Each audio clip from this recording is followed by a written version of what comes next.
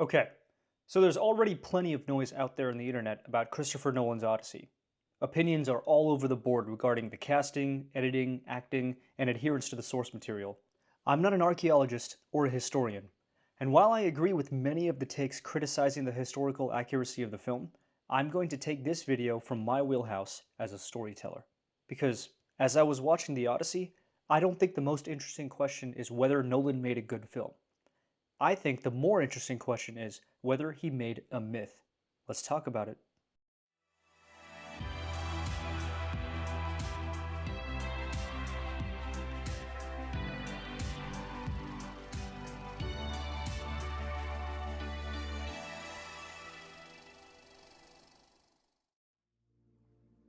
When you decide to adapt one of the most popular and most ancient stories ever told, it's like trying to scale Mount Everest 100 times in a row.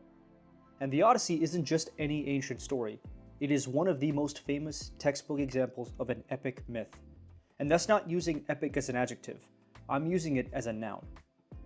And it's within these key definitions that we'll begin to see why Christopher Nolan's Odyssey is not a mythological story. The biggest misconception for us today is about what the term myth itself actually means. I think the average person today would define a myth as a fictional story with fictional creatures and the heroes have to travel. And people aren't exactly wrong when they think of that, because movies have been following this formula for over 100 years. Everything from King Kong to Harry Potter to Pirates of the Caribbean to How to Train Your Dragon. But before we decide whether Nolan succeeded, we have to agree on what he was adapting.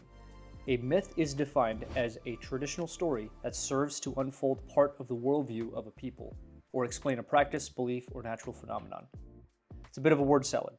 In other words, the primary purpose of a mythical story is to reveal the worldview of a people, place, or culture. A worldview is not just an opinion that someone has on a subject, but rather, it is the foundational principles through which they understand how the world works. Regardless of whether the Odyssey was written by one author, Homer, or a collective, as many in history argue, this framework still applies here. Myths don't just tell adventures. They orient civilizations.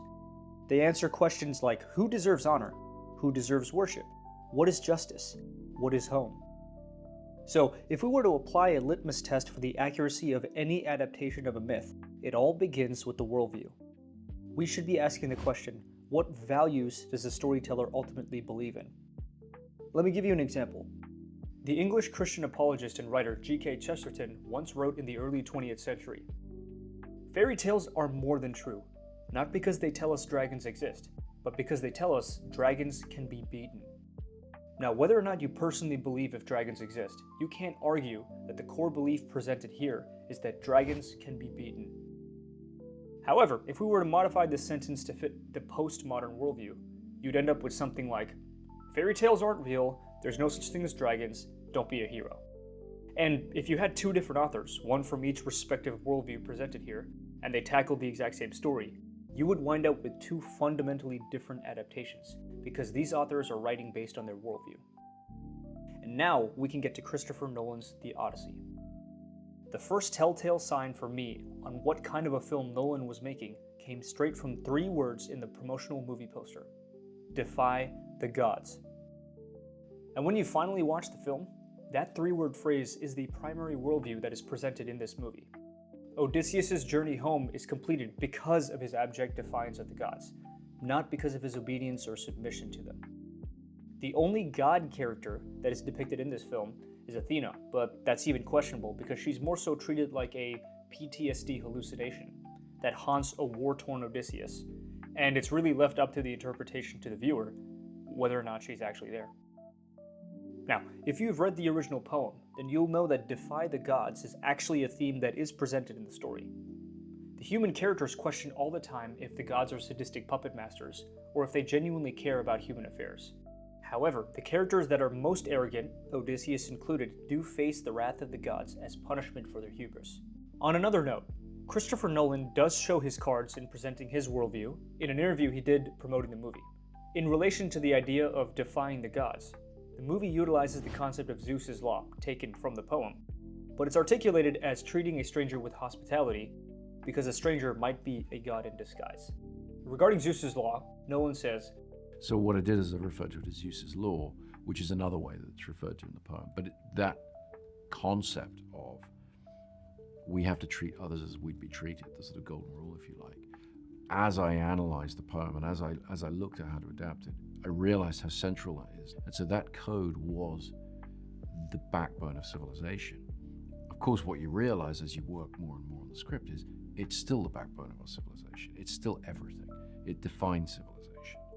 And right here is the glaring red flag for me where Christopher Nolan's Odyssey is not mythical storytelling based on its worldview. While I agree with his thoughts on the Golden Rule, his articulation of Zeus's law in the movie is not what they believed in the original historical culture in Greece. A simple Google search will tell you that obedience to Zeus's law was overwhelmingly based on fear, not compassion. While Zeus was the guardian of justice and hospitality, cosmic order was maintained through the threat of absolute power and violent retribution. So the worldview being presented in this movie is not the original ancient framework, but instead a modern one that's been projected onto the past. And so as far as worldview is concerned, Christopher Nolan's Odyssey is not a mythical story. Strike one. And strike two is pacing. Nolan suffers from something that I call third act syndrome. The third act of a movie is where the action, conflict, and tension rise before finding a resolution to the story. In 2017, Nolan made the war biopic Dunkirk, which depicted the rescue of thousands of soldiers from France back into England in the beginning of World War II. About the movie, he said, "What I wanted to do was take what I call the snowballing effect of the third act of my other films, where parallel storylines start to be more than the sum of their parts, and I wanted to try to make the entire film that way, and strip the film of conventional theatrics." This matters because I believe Nolan changed the way he made movies after making Dunkirk. Nolan was basically telling us that he treated Dunkirk as if it was the third act of another movie, and he just stretched out the third act to match a full feature film. And as a result, I think this sacrifices character development and pacing in order to pack your story with action. While this works for stories like Dunkirk and Tenet, this was not a good choice for the Odyssey. Interestingly enough, the Odyssey has already gotten the third act treatment in 2024 with The Return, where Ralph Fiennes plays Odysseus and the entire story focuses on Odysseus after he washes up on the shores of Ithaca and starts to take care of the suitors. The best way I can describe Nolan's Odyssey is that it's a video game that you can't even play because it's just cinematic cutscenes and fast travel from one location to another. And the most memorable scenes from the poem, mainly the monsters, just take place as cameos. Like, literally most of them happen for just as much time as you saw in the trailers promoting the movie. And if you ask me, I think the proper way to adapt the Odyssey for a cinematic format is as a trilogy. Most adaptations of the Odyssey in the past have been TV miniseries in an episodic format because there's just so much story to capture.